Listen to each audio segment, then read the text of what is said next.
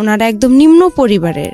বাবা খুব নিম্ন পরিবারের? হ্যাঁ, বাবা খুব নিম্ন পরিবারের ছিল, অশিক্ষিত ছিল, সে কিছু বুঝতো না, আর সে কোনো কর্মও পারতো না। আচ্ছা। তারপরে যাই হোক এভাবে মানে মা বাবা আমার যাই হোক সংসার হইতো, শুধু একটা কারণে আমার মা আমাকে নিয়ে নাকি আমি জানি দাদি বলছে বাবা দরজা লক করছে, মা খুলতে পারেনি, এই জন্য বাবা একটা খারাপ ভাষা করে গালাগালি করছে মাকে। মা বলছে না আমি আর তোমার সংসারই করব না, চলে যাব। পরে মা চলে গেছে, আর আসতেছে না। পরে আমার দাদি ফুপু সবাই চেষ্টা করছে যে তাকে নিয়ে আসার জন্য। আমার মা বলছে যে না, বগুড়ার মানুষ বলতেছে আমি ওর ভাত আর খাবোই না। পরে যাওয়ার পরে যাই হোক আমার মা পরে আসছে, আয়সা দেখে যে ঘর ঠিক হয়নি, না হওয়ার কারণে পরে মা বলতেছে আমি আর থাকবো না, চলে যাব। পরে আমার মা আমাকে নিয়ে চলে গেছে। আবার যাওয়ার পরে 1 সপ্তাহ পর আমার নানি বাসা থেকে মাকে পাঠানো হয়েছে নাকি আমার দাদার বাসায়। আসার পরে আমার বাবা তখন বলে আমি আর রাখবো না তোমাকে। তারপরে আমার বাবা ওগুলো কিচ্ছুই তাকে দেয়নি, মানে মা যখন আর কি চলে গেছে, যাওয়ার পর মাকে তো দেয়নি, না দেওয়ার কারণে বাবা তো ছোট বাচ্চা, আমি অনেক জিদ করতাম, অনেক খাইতে চাইতাম। একটা মেয়ে তো মানে 4 বছর বয়স, তখন তো তার মার আদরটা সবচেয়ে বেশি প্রয়োজন হয়, বাট আমি তো সেটা পাইনি।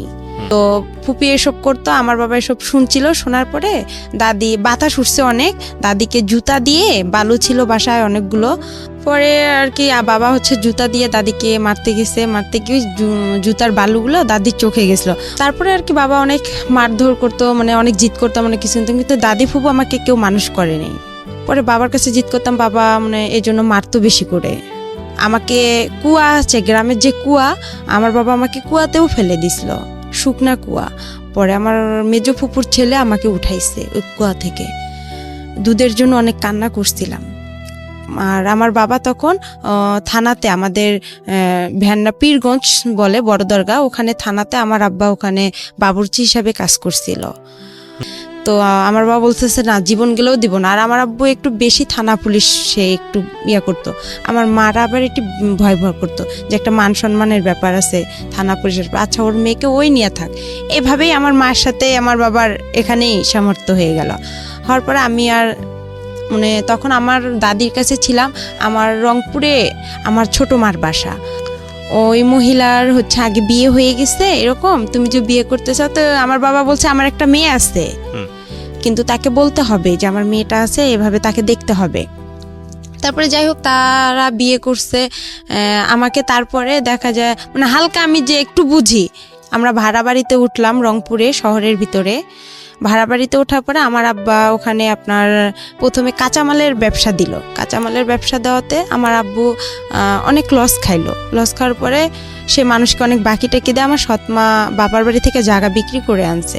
মানে সে বলে যে সতীন নাই, সতীনের কোনো বাচ্চা কাচ্চাও ভালো লাগে না, আমি কি সতীনের সংসার করব? তখন এই আমাকে নিয়ে রেগুলার আমাদের ঝগড়া হয় আমার বাবা মার। মানে আমি আর কি, আমি তো কোনো কথা বলতে পারি না, তখন আমার টাইফয়েড নিউমোনিয়া। তারপরে এভাবে আর কি মানে সে আমাকে নিয়ে তাদের খুব সৎমার ঝামেলা করতো। হ্যাঁ, অনেক ঝামেলা করতো, অনেক মারধর হইতো। চলে আসার পর ওখানে আমার মানে সবাই আর কি মানে গ্রাম অঞ্চলে ও এক কথা বলতো, ও এক কথা বলতো, মানে আমি বাট আমার মার সব কথা শুনতাম। আচ্ছা, যাতে আমি এতটুকু আমার মেধাতে ছিল যাতে সে আমাকে ভালোবাসে, আমি যাতে তার কাছে মার আদরটুকু। আপনি কি ছোটবেলাতে বুঝতেন যিনি আমার সৎ মা, আমার আসল মা না? তারপরে নানার বাসায় আসলাম, আসার পর গ্রাম অঞ্চলে এক কথা বলে, ও এক কথা বলে, তখন আরো আমার খারাপ লাগে। তখনই আস্তে আস্তে বুঝতে পারি যে এটা আমার সৎ মা, বা যাই হোক আমাকে অনেক মারে, এটা করে, আমি সব কাজ করি তার মন জোগার জন্য। যাই হোক, ঠিক আছে, হ্যাঁ বলেন। তারপরে এখান থেকে আমরা চলে আসলাম আমার নানার বাসায় শেখপাড়া, আমাদের রংপুরে শেখপাড়া। যখন আসলাম, আসার পরে ওখানে বড় হলাম আস্তে আস্তে। ওখানে আমাকে স্কুল ভর্তি করে দেওয়া হলো, প্রাইমারি স্কুলে। ওখান থেকে আমি মানে 3তে যখন উঠলাম, তখন আমার বাবা কি করলো, আমার মার সাথে রেগুলার ঝগড়া হয়। আমার বাবা আবার সৎ মা তাদের সঙ্গে কথা বলে না। আবার যদি আমি একটু কথা বলি, দেখা যাচ্ছে আমার আব্বু মানে হাতের কাছে লাঠি পাবো বা যা দা বটি যেটা পাবে সেটা দিয়ে আমাকে মার শুরু করবে। আচ্ছা, আবার আমার মা কথা বলে ওনার সাথে অশান্তি শুরু করতো। মানে আপনি তাদের সঙ্গে কথা বললেই সমস্যাটা? হ্যাঁ, সমস্যা করতো উনি। আমার মাও যদি কথা বললো তাও সমস্যা করতো আমার বাবা। আচ্ছা, এভাবেই দিনগুলো গেল। যখন আমি 3তে উঠলাম, 3তে ওঠার পরে আমার বাবা কি করলো, আমার মা ভ্যান কিনে দিল আমার বাবাকে। তখন আমার ছোট মামা, উনি আবার স্কুলের মাস্টার, হাই স্কুলের, এটা কিভাবে হয়। পরে আমার মা বুঝায় বলছে, আমার নানি নানাকেও জায়গা বিক্রি করতে দিবে না আমাকে, যে আচ্ছা। তুই কি ওর পিছনে সব শেষ করবি নাকি, তোর ভবিষ্যৎ আছে না। তারপরে মা বলতেছে আচ্ছা দেখি আর একবার। সে তখন কি করলো, ভ্যানটা কয়েকদিন চালালো, চালার পরে বাসায় খুব ঝগড়া শুরু করে দিল। আর আমার ছোট মার মুখের ভাষা অনেক খারাপ ছিল। আচ্ছা। আমি যদি ওখানে কথা বলতাম, দেখা যেত আমার বাবা আমার মার সাথে কিছু না করতে পেয়ে আমাকে সে দেখা যায় খুব মারধর করতো, এমন মারতো যে আমার শরীর ফেটে রক্ত বের হতো। ওহো। আবার দেখা যেত আমাকে রশি দিয়ে সে হাত পাও বেঁধে রাখতো, বেঁধে ঘরে বন্দি করে রাখতো। তারপরে এভাবে মারতো, মারার পরে যাই হোক সেদিন ও রাতে বাসায় কোনো খাবার দাবার কিছু আনে নেই, চাল ডাল কোনো তরকারি আনে নেই। আমার ভাইটাও ছোট। জি। তারপরে ও একটু হাঁটে আস্তে আস্তে, ওরও মনে হয় 3 বছর কি 4 বছর। তখন বাবা কি করলো, আমি 3-তে উঠলাম, আমার ফাইনাল পরীক্ষা দিতে হবে। পরে আমার বাবা কি করলো, ভ্যানটা নিয়ে আমার দাদার বাসায় চলে আসলো, ভ্যান্ডাবাড়িতে। ভ্যান্ডাবাড়িতে চলে এসে আমার বাবা 2-3 দিন ওখানে থাকার পরে ভ্যান বিক্রি করে দিছে। তখন আমার সৎমা বলতেছে, আবার আমার মামা নানা নানি সবাই বলতেছে যে ওর তো বাবা নাই, ও কি খাবে এখানে, তুই না হয় তোর সন্তানরে কাজ টাজ করে খাওয়াবি, কি করবো। পরে আমি যাই হোক আমার কাছে জানি কয়েকটা টাকা ছিল, ওখান থেকে 30 টাকা কি 25 টাকা তখন বাস ভাড়া লাগে। আমি মডার্নে আসলাম, এসে ওখান থেকে বললাম যে আমি এখানে ভ্যান্ডাবাড়িতে যাব, পরে এত টাকা আছে। পরে ওভাবে আমি খুব রিকোয়েস্ট করলাম ড্রাইভারকে যে আঙ্কেল আমি তো অনেক ছোট মানুষ, দেখেন আমি এখানে কোথায় হারায় যাব, আমার বাবার কাছে আমাকে নিয়ে যান, আমার এরকম সমস্যা। তাকে আমি বিস্তারিত বললাম, সে বলতেছে আচ্ছা আমি চিনি তোমার বাবাকে। আচ্ছা। পরে আমাকে নামাই দিল আমার আবার রাস্তার সঙ্গে আমাদের বাসা, আমার বড় ফুপির বাসা, মেজো ফুপির বাসা। আমি নামলাম, নাইমা কান্না শুরু করে দিছি। আমি সকাল থেকে কিছু খাইনি অনাহারে, আবার আমার পরীক্ষা। পরে বাবা মানে সন্ধ্যার দিকে বাবার সাথে দেখা হলো যে আপনি আমাকে ছেড়ে আসছেন কেন। তারপরে বললাম যে আমি কি খাবো, ওখানে তো আমাকে বের করেছে, তুমি তো তোমার সৎ মায়ের কথা মতন চলো ইয়া করো, তো ওখানেই থাকতা, এখানে আসছো কেন। বাবা বলছে এটা? হ্যাঁ। তো আমি বলতেছি বাবা তখন কোথায় ছিল? বাবা তখন দাদার বাসায় ছিল। আচ্ছা। তখন আমি বললাম যে আমি ওখান থেকে কি করব, ওরা সবাই আমাকে এই কথা বলতিছে। পরে ওখানে থাকলাম। কোন ক্লাসে পড়েন তখন? তখন আমি 3-তে। ক্লাস 3-তে, ওকে। তারপরে বাবা ওখানে কয়েক মাস থাকার পরে দেখা যায় আবার আমরা কি করলাম, বাবার আর মানে ভ্যানটা বিক্রি করে খাওয়া আর তো কিছু নাই তার, সে বিক্রি করে খাবে। আমার দাদি তো অন্ধ, আমার দাদি কিন্তু অন্ধ। যাই হোক এটা হওয়ার পরে বাবা কিছুদিন পর আমাকে নিয়ে আবার রংপুরে চলে গেল, শহরে লালবাগে, কারমাইকেল কলেজের অপোজিট সাইডে। ওখানে আবার বাসা ভাড়া থাকে, ওখানে আমরা বড় একটা রুম নিলাম ছোট দেখে। আমার বাবা ওখানে রিক্সা নিল। পরে ওই আমার যে নানার বাড়ি, সৎ নানার বাসা, ওখান থেকে কিছু মামারা যাওয়া আসা করে, কাঁচামালের ব্যবসা আপনার সিও বাজারে, পৌর বাজারে তারা যায়। তাদেরকে আমি দেখি, বলে যে ওই যে রেবা, খালেদার মেয়ে, আমার সৎমার নাম ছিল খালেদা, বলে খালেদার মেয়ে। পরে এই কথা বলার পরে তা আমি বলতাম মামা আমরা তো এখানে আসছি, এরকম বিষয় দেখেন মা আর আব্বুকে আবার একসঙ্গে করা যায় নাকি। পরে আমার বাবাকে বললাম যে আপনি কাউরে না কাউরে ধরেন, আবার ওখানে যাইতে হবে, আমার পরীক্ষা দিতে হবে।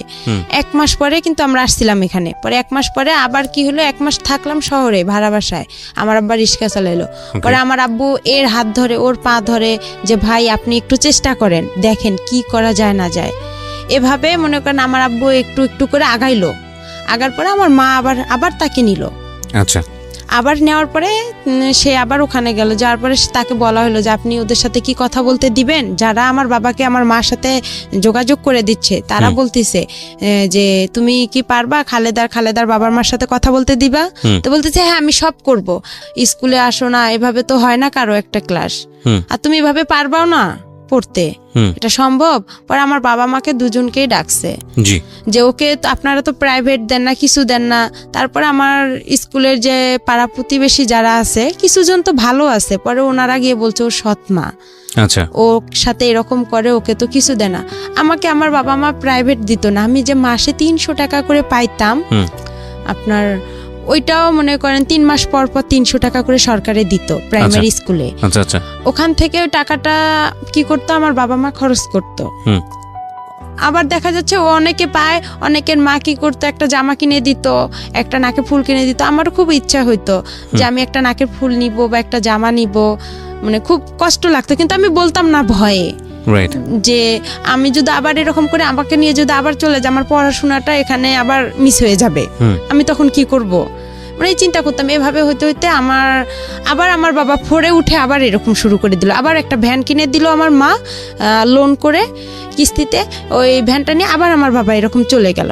কিছুদিন পর চলে যাওয়ার পরে দেখা যাচ্ছে আর আমার মা নিচ্ছে না। তখন আমি আরো একটু বড় হয়ে গেলাম।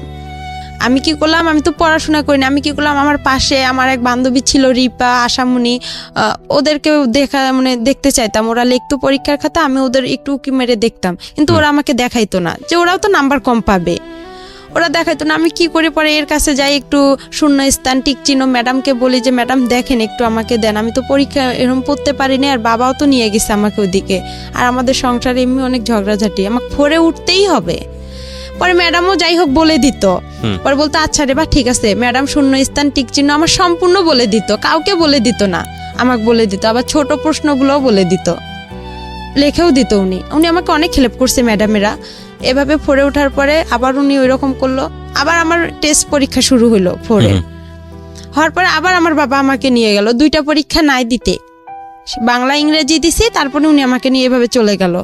যাওয়ার পরে আবার কিছুদিন ভ্যান বিক্রি করে খেয়ে আবার ওই রকম বসেছিল। পরে আমার বাবা ঢাকায় আসছিল রাজমিস্ত্রির কাজ করার জন্য, আর আমাকে থুয়ে আসছিল আমার ফুপুর কাছে।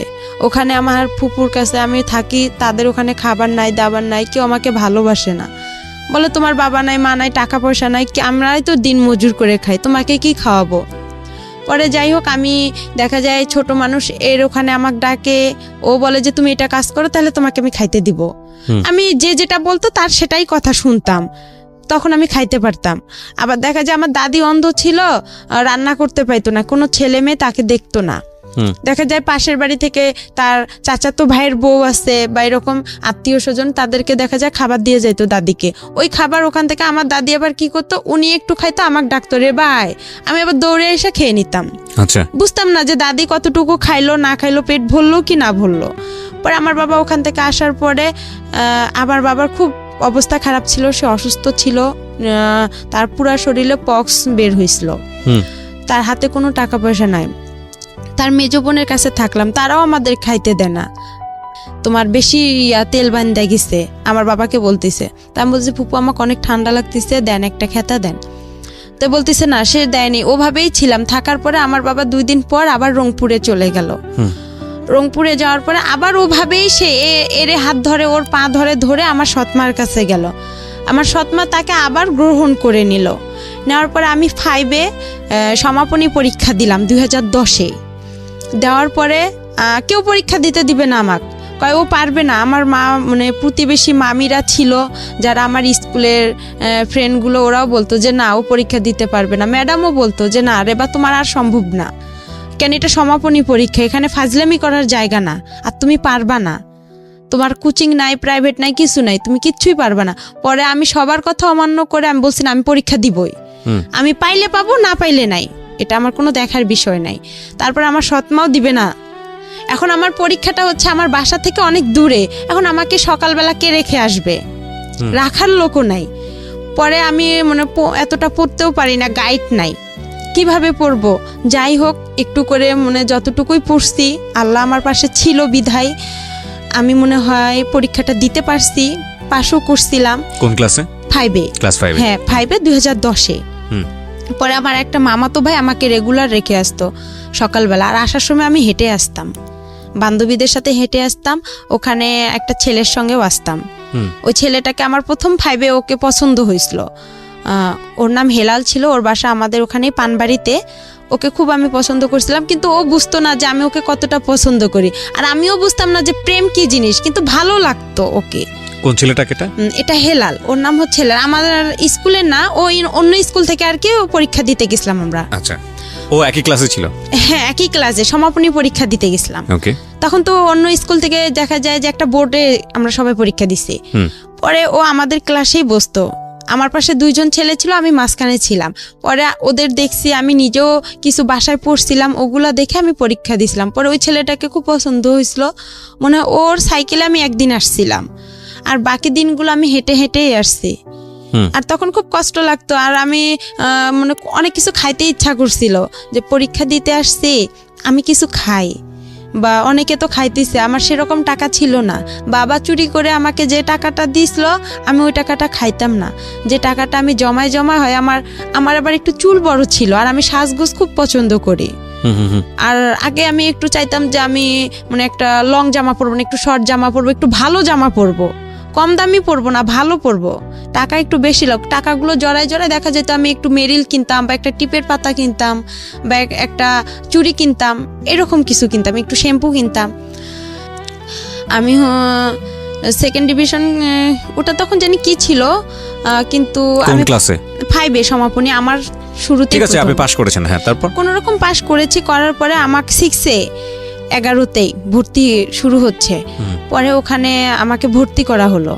আমাকে ভর্তি করবে না, আমার মা বলতেছে না ও পারবে না, আমাকে বিয়ে দিয়ে দিবে।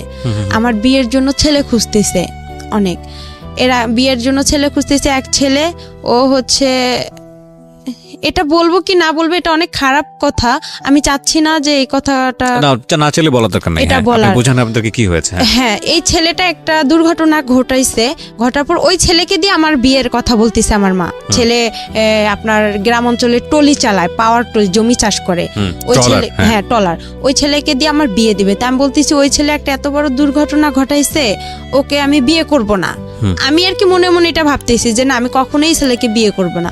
আমার বাবাও রাজি না, যে আমার মেয়ে এখনো সাবালক হয়নি আর আমি বিয়ে এখনই দিব না। আমি যখন ক্লাস 5-এ পড়ি তখনও, বাট আমি জামা সেভাবে পরি না, সেভাবে প্যানও পরি না, খোলামেলায় আমি চলতাম। ছোট বাচ্চা, হ্যাঁ, এত বুঝতাম না যে আমি এখনো বড় হইছি, আমি ভাবতাম যে আমি এখনো ছোট আছি।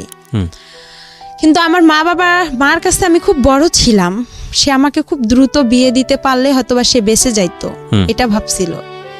কিন্তু সে আমাকে অনেক জিদ করে বিয়েটার কথা বলছিল। আমি পরে আমার বাবা বলছে না, আমিও বলছি যে না, বিয়ে করব না এখন। আমি ইউসেপ টেকনিক্যাল আমাদের ওখানে শুরু হয়েছে, ওখানে আমি ভর্তি হব। আচ্ছা, টেকনিক্যালি আপনি কি করবেন? টেকনিক্যালে ওখানে হচ্ছে আপনার ট্রেড অনুযায়ী কাজ শেখাচ্ছে। আপনি কাজ শিখবেন ওখানে? হ্যাঁ, লেখাপড়া বাদ দিয়ে আপনি কাজ শিখবেন? হ্যাঁ, 6-এ আমি ভর্তি হলাম। 6-এ ভর্তি হওয়ার পরে আমার ওই মার যে ছোট ভাই, উনি আবার হাই স্কুলের মাস্টার গণিতের। পরে ওখানে আমার সব মানে ফ্রি করা হলো না, একটা হাফ ফ্রি ফুল ফ্রি আমার উপবৃত্তিও ওখানে দেওয়া হলো। দেওয়ার পরে আবার 6-এ পড়ার সময় আবার আমার বাবা পাগলামি শুরু করে দিল, ওই আগেরটাই। আবার উনি চলে গেল। যাওয়ার পরে আমি আর চলে গেলাম না, আমিও থাকলাম। থাকার পরে দেখা যায় আমার বাবা আসতেইছে না আর। তখন আমার মার বার ভ্যানটা দেয়নি, ভ্যান বাসায় ছিল। পরে আবার বাবা চলে গেল। পরে আমিও আবার 2-3 দিন এখানে থাকার পরে, রংপুরে থাকার পরে, নানার বাসায় থাকার পরে আমিও চলে গেলাম দাদার বাসায়। যাওয়ার পরে আবার বাবাকে নিয়ে আসলাম। নিয়ে আসার পরে আবার আমরা ভাড়া বাড়িতে উঠলাম। ওখানে আমার মিস গেল। যাওয়ার পরে আবার আমরা ভাড়া বাড়িতে উঠলাম। ওঠার পরে আবার ওখানে আমার বাবা আবার রিক্সা নিল। ওভাবে আমাদের মনে করেন 2-3 মাস চলে গেল। যাওয়ার পরে আমার বাবা কি করলো, আমার এক মামাকে আবার ধরলো যে আমি বাসায় যাব, আবার আপনি কি করবেন? পরে আমিও ভাবতেছি যে একটা মান সম্মানের ব্যাপার, আমি তো এখন আস্তে আস্তে বড় হইতেছি, কি করব, মানে খুব খারাপ লাগতেছিল। আর একদিন খাইতে পারতাম, একদিন খাইতে পারতাম না, আর আমি রান্না করতে পারতাম না। মানে ভাড়া বাড়িতে ছিলাম, সবাই তো সবার কেয়ার করে না। পরে যাই হোক, এভাবে দিনগুলো গেল। যাওয়ার পরে ভাত রান্না করতাম, আপনার মাটির যে পাত্র আছে ওটাতেও তরকারি রান্না করতাম, ওটাতেও ভাত রান্না করতাম। কিন্তু গ্যাস ছিল না আমাদের রংপুরে, এখনো গ্যাস হয়নি। আচ্ছা, তো তখন আবার কি ছিল, একগুলো লম্বা লম্বা কাঠ ছিল, ওগুলো গোল করে কেটতে হয়, কাইটটা আবার আপনার কেরোসিন তেল দিয়ে ধরাইতে হয়। আমি খুব কষ্ট করে ধরাইতাম। আর একদিন রান্না করতে গেছি মাটির পাতিলে মুরগির গোস্ত, পরে দেখি মাটির পাতিল ভেঙে সব পড়ে গেছে চুলার নিচে। ওগুলো আপনি কি রান্না করে নিজের জন্য খাওয়ার জন্য? হ্যাঁ, নিজে বাবার জন্য আর আমার জন্য খাবার। এখন হোটেল থেকে খাবার খাওয়া তো আর পোষাইতো না। বাবা যে ইনকাম করতো সেই ইনকামে দেখা যায় রিস্কার যে আপনার যে ভাড়াটা ওখানে মানে ইনকাম করে নাকি রাতে আবার একটা জমা দিতে হয়, সে জমাটা যদি এখন দেয় তাহলে আমাদের আর খাবারের টাকা থাকতো না। আমার বাবা যে এদিকে যাওয়ার জন্য এর কাছে যাইতো, ওর কাছে যাইতো, দেখা যায় সে সময় পাইতো না। আমার তো ছেলে আছে, তাকে তো খাওয়াইতে হবে। ওকে, আপনার বাবা খরচ দিত না আপনার সৎ মাকে? না, সে খরচ দিত না, টোটালি বন্ধ ছিল। ঠিক আছে, বলেন তারপরে যাই হোক, এভাবে আর কি আমি ওখানে পরে মুরগির মাংস পড়ে গেছে। আর অনেক শীত ছিল। আমার বা একটা চকি ছিল, ভাড়া বাসায় একটা চকি দিত বাড়িওয়ালারা। চকিতে খেতা বালিশ কোনো কিছুই ছিল না। পরে যে আমাদের রংপুরের অঞ্চলের ভাষায় বলে যে আপনার পল যেটা খ্যার, ওই খ্যার কি করলো আমার বাবা কিনে আনলো, আয়না নিচে বিছাই দিল আর টিনের ঘর, অনেক বাতাস আসে, গাড়ি চলাচল করে রাস্তা দিয়ে আর ওই বাতাসটা আসতো।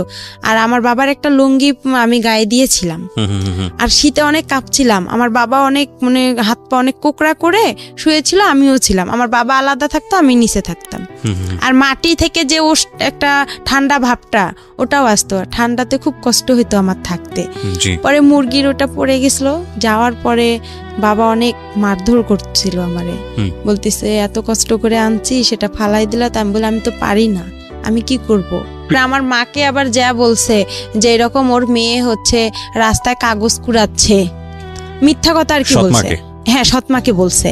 পরে আমার বাবা আবার কি করছে, এই কথা শুনতে পারছে, শুনতে পাইরা আবার বলতেছে যে তুই কি কাগজ কুড়াইছিস? তা আমি বলতেছি না, আমি এসব জানি না। কয় শেখপাড়া থেকে খবর আসছে আমার কানে। আমি বলছি আমি বলতে পারি না। পরে এমনও খবর গেছে, আপনি কাগজ করে কুড়িয়েছিলেন না, কিন্তু আমার মার কানেই খবরগুলো দিয়ে দিছে, যে মামারা আমাকে দেখছিল বা ভাই প্রতিবেশী যারা দেখছিল তারা আর কি এই ধরনের কথাগুলো আমার মাকে গিয়ে বলছে যে আমাকে নাকি ভূত ধরছে, আমি পাগল হয়েছি এরকম। কিন্তু আমি অসুস্থ হয়েছিলাম, এটা একটা মিথ্যা কথা বলছিল আমার বাবা, যে আমার মেয়ে একটু খুবই অসুস্থ আর মাকে দেখার জন্য অনেক পাগল হয়ে গেছে। পরে আবার কি করলাম, এভাবেই গেলাম। আবার আমার বাবা কি করলো, মামা মামির হাত পা ধরলো, প্রতিবেশী মামা মামির হাত পা ধরে আবার আমার মার সাথে মোবাইলে কথা হয়। আমার মা আমার হচ্ছে মামিদের মোবাইল থেকে আমার বাবার সাথে কথা বলে, আমিও কথা বলি যে আমাদেরকে নিয়ে যান, আমাদের এখানে খুব কষ্ট হইতেছে। আর এরকম সৎমাকে। হ্যাঁ। তো আপনি আসল মার সঙ্গে যোগাযোগ করছিলেন না কেন? আসল মার সঙ্গে যোগাযোগ করছিলাম, বাট আমার ওই সময়টাতে যোগাযোগ করেছিলেন? না না, কেন করেননি? করিনি, আমি তো তার বাসা চিনি না। বাবাকে বলেননি কখনো যে বাবা আমাকে আসলে? না, তার কথা বললে বাবা অনেক মারধর করতো। ঠিক আছে, ওকে, পয়েন্ট। তারপরে এভাবেই হচ্ছে আবার গেলাম, ওখানে যাওয়ার পরে বিচার সালিশ বসলো। আমার বাবা আবার আমাকে শিখাই দিছিল যে তুমি ভূতের অভিনয় করবা। পরে আমি আবার কি করলাম, যে আমার মাথা ভারী হয়ে গেছে, আমার খুব খারাপ লাগতেছে, হাত পা জ্বলাজ্বলি করতেছে। মানে আমাকে বলতেছে যে তুমি এরকম করলে তোমার মা তোমাকে ওখানে রাখবে, আমাকেও রাখবে। আচ্ছা। পরে আর কি যাই হোক, আমি বলতেছি আমার হাত পা, আমাকে যেভাবে আর কি আমার বাবা বলছিল যে তুমি এভাবে বলবা যে আমার মাথা ঘুরাইতেছে, আমার খারাপ লাগতেছে, তখন আমি এভাবেই বলছি। বলার পরে আমার কি করলো, আমার মামা বলতেছে তাহলে ডক্টর ডাকি, তাহলে ওই যে আমার আবার সৎ না, উনি আবার কবিরাজ ছিল, বলতেছে ওনাকে ডাকি। পরে উনি যাই হোক ডাইকা গা ঝাইরা দিছে। আমি আর পাইতেছি না যে আমি আর কি বলবো না, আর এসব করাটাও ঠিক না, আমি মনে মনে চিন্তা করতেছি। পরে আমি পানি টানি খেয়ে একদম ফুল রেস্ট নিলাম। পরে দেখতেছি ওরা সবাই মিলে যাই হোক আমার মা আর বাবাকে একসঙ্গে করে দিল। দেওয়ার পরে ওখানে থাকার পরে 2-1 মাস হয়ে গেল। হওয়ার পরে আবার আমি 6-এ ক্লাস করতেছিলাম। তখন আমার ছোট মা বলতেছে যে এরকম করাটা কি ঠিক? পরে আমার তো কোচিং নাই, 6-এ সবাই ভর্তি হয়ে আপনার গণিত, ইংলিশ সেকেন্ড পার্ট, এগুলোর বিজ্ঞান, এগুলোর কোচিং করে। তখন ওরা সবাই বলতেছে কিরে রে বা তুই মিঠু স্যারের কাছে ইংরেজি পড়বি? তখন আমি বাসায় এসে বললাম যে এরকম প্রাইভেট দিতে হবে, তো আমারে কোচিং করতে হবে, না হলে স্যারেরা অনেক বকাবকি করে। পরে আমার ছোট মামা, আলমগীর মামা আমাদের ক্লাস নিল, প্রথম ক্লাস গণিত। সেদিন উনি অঙ্ক দিছে, আমি অঙ্ক পারিনি। না পারার কারণে আমার মামা আমাকে 2 হাতে মানে একটা বড় বাঁশের লাঠি দিয়ে আমার 2 হাতে 6টা কি 5টা মারছে, অনেক জোরে জোরে। ক্লাস 6-এর ঘটনা? হ্যাঁ, ক্লাস 6-এর ঘটনা। কেন পারোনি? পরে আমি টেনশন, বাসায় আসলাম, আইসা খারাপ লাগলো যে আপন মামা হলে কি পারতো সে আমাকে মারতে? সবাই থেকেও না থাকা, তাকে আমরা একটু যদি কোচিং দেই, সব স্যারেরা মিলে সবাই যদি একটু হেল্প করতাম, তাহলে আজকে হয়তো বা আমার জীবনটা আরো বেশি ভালো হতো। তারপরে এভাবে আমি আবার কি করলাম, যে দেখি কোচিং টুচিং পাইতেছি না, পরীক্ষাও দিতে পাইতেছি না। পরে আমি কি করলাম, ওই যে আপনার টেকনিক্যালে ভর্তি হওয়ার জন্য আমি বাসা থেকে মাকে চাপ দিলাম। আচ্ছা। পরে আমার কাছে কিছু টাকা ছিল, আমার দাদিও কিছু টাকা দিছিল, ওই দিয়ে আমি 2টা মুরগি কিনছিলাম বাসায়। মুরগি কেনার পরে আমার আবার যে বয়সটা, এই বয়সে আবার আমার জন্ম নিয়ন্ত্রণের কার্ড হবে না, জন্ম নিবন্ধন। হ্যাঁ, জন্ম নিবন্ধন, ওটা কার্ড হবে না।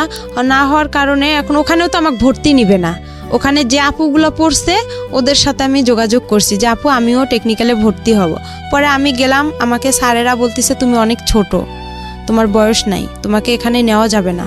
আর এখানে আমরা সাধারণত নেই 13 থেকে 14 বছরের মেয়েদেরকে, তোমার তো সে বয়সটা এখনো হয়নি, কিন্তু কথাই বলতে পারবে না। পরে আমি বললাম স্যার আপনারা তারপরে দেখেন না, কয় এখানে তো গরিব অসহায় মেয়েদেরকে বেশিরভাগ নেওয়া হয়, যাদের পরিবার খারাপ।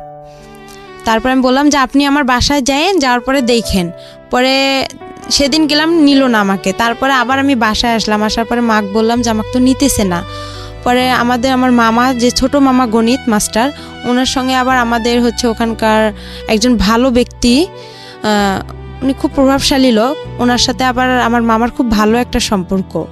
পরে আমার মা কি করলো, ওনাকে বললো, ওনার দ্বারাই আবার কি করলো, ওনাকে বললো যে আমার ভাগ্নিটা এরকম টেকনিক্যালে ভর্তি হতে চাচ্ছে, ফ্যামিলি এরকম, একটু আপনি চেষ্টা করে দেখেন। উনি আবার হচ্ছে আমি যে প্রাইমারি স্কুলে পড়ছি ওই ম্যাডামের হাজবেন্ড। ও পরে এখন হচ্ছে আমার ম্যাডামও বলছে যে, ম্যাডামের বাসায় 2-3 দিন গেছিলাম, যাওয়ার পরে ম্যাডামকে বলছে যে আমার ম্যাডাম এরকম অবস্থা, আপনি তো সব কিছুই জানেন। ম্যাডামরাও সবাই জানতো যে আমার ফ্যামিলিটা এরকম। জানার পরে যাই হোক ম্যাডাম কি করছে, আবার ওনার হাজবেন্ডকে বলছে, কয় রেবাকে দেখো একটু চেষ্টা করে টেকনিক্যালে ভর্তি করে দেওয়া যায় নাকি। পরে স্যার উনি আবার গেল, যাওয়ার পরে স্যারের সঙ্গে কথা বললো ইউসেফ টেকনিক্যালে। বলার পরে স্যার বলতেছে আচ্ছা ঠিক আছে, আমরা দেখবো, আমরা আগে বাড়ি দেখবো, উনি বড় লোক না কীরকম, আপনাদের কথায় তো এখানে বিশ্বাস হবে না, আমরা নিজে গিয়ে যাচাই করে তারপরে নিব। আর উনি তো অনেক ছোট, তো বলতেছে একটু দেখেন চেষ্টা করে নেওয়া যায় নাকি। পরে এভাবে ওনারা আসলো, আসার পরে আমার বাসায় আমার এক খালা ছিল প্রতিবেশীও, পরে বলতেছে রেবাদের বাসা কোনটা। পরে আমি ওখানে আবার নাম চেঞ্জ করছিলাম, আমার নাম হচ্ছে আবার রেবা, 2 জন ছিলাম আমরা থাকার কারণে নামটা হচ্ছে, আমার সাথে আরেকটা আপু ছিল, উনি আবার বলতেছে তুমি এত অসহায়, তো তোমার নামটা একা দিয়ে দেই। তা আমি আর এতটা বুঝি না, আমি বলছি আচ্ছা আপনাদের যেটা ভালো হয়। আর আমি আবার সবসময় বেশি এটা বুঝি যে আমাকে যে ভালো, মানে আমার একটা কোনো কিছু পছন্দ হলো অন্যের উপর আমি বেশি নির্ভর করি, আমি নিজের উপর নির্ভর করি না, যে অন্য তো আমার জন্য ভালোই বোঝে, আমার ভালোটা তো আমি কি আর বুঝবো। পরে ওই নামটা দিলাম, পরে আয়শা বললো, একা বলছে, পরে চেনে নে, বলছে একা আক্তার রেবার বাসা কোনটা, পরে রেবার বাসা বাবা একরামুল, মা খালাদা। বলার পরে আমার খালা বলতেছে ওইটা, ওর বাবা কি করে। আমি আবার তখন কি করছিলাম, মানুষের বাসায়, আমার মামার বাসায় ভুট্টা যে ছিলে, ওই ভুট্টা ছিলতে বসছি বৃষ্টির দিন।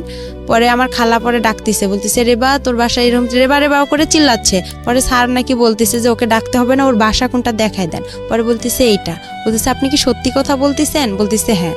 ওর কি সৎ মা, ওর বাবা কি ভ্যান চালক, বলতেছে হ্যাঁ। পরে বলতেছে ও মেয়েটাকে এখন ডাক দেন। পরে আমাকে ডাক দিল, পরে আমি বলতেছি, সালাম দিলাম যে স্যার আপনি ভালো আছেন, বলতেছে হ্যাঁ। বলতেছে তোমার বাসা, আমি বলছি এইটা।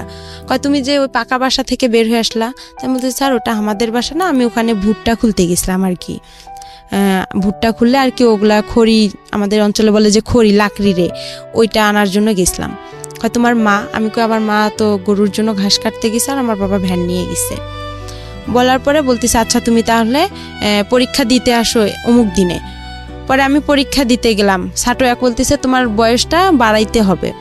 পরে আমি কি করলাম, মা আসলো ঘাস কাইটা, আসার পরে মুরগির মাকে বললাম যে এরকম স্যার আসছিল বাসা দেখার জন্য, দেখছে আমারে ডাকছে, মানে জন্ম নিবন্ধন, তারপরে চেয়ারম্যান সার্টিফিকেট, স্কুলের 8 পাসের সার্টিফিকেট লাগবে।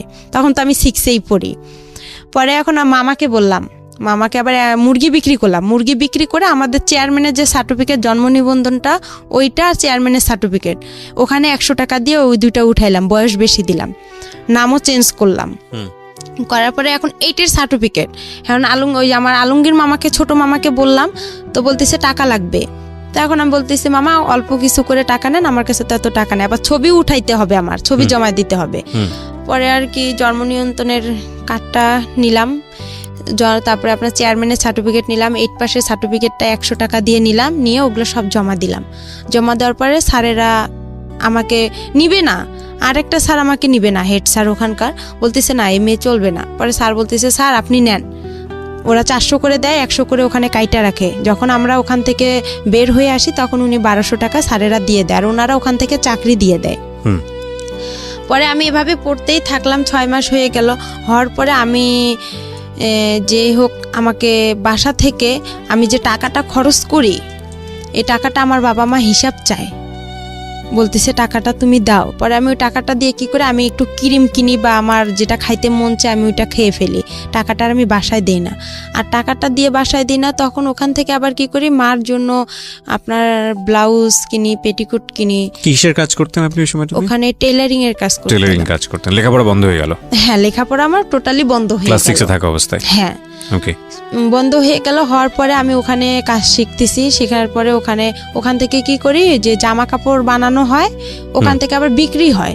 তা আমি আবার কি করি, সবাই সবার মার জন্য নেয়, আমি আমার মার জন্য ব্লাউজ, পেটিকোট এগুলো ওখান থেকে বানাই নিতাম টাকা দিয়ে। আমার যে টাকাটা পাইতাম আমি প্রতি মাসে 1 মাস পর 300 টাকা, ওইটা দিয়ে আমি কি করলাম আমার মার জন্য ব্লাউজ নিতাম, এটা নিতাম, আমার ভাইয়ের জন্য নিতাম, বা মাঝে মধ্যে বাসায় খাবার টাবারও নিয়ে আসতাম। এভাবে আমার কয়েকটা দিন চলে গেল প্রথম নতুন ভর্তি অবস্থায়। যাওয়ার পরে তারপরে আবার কি করলো, আমি হচ্ছে ওখানে আমার যে ওই আমার মার সৎ মার বড় ভাইয়ের ছেলে, নাম ওর হচ্ছে আলামিন।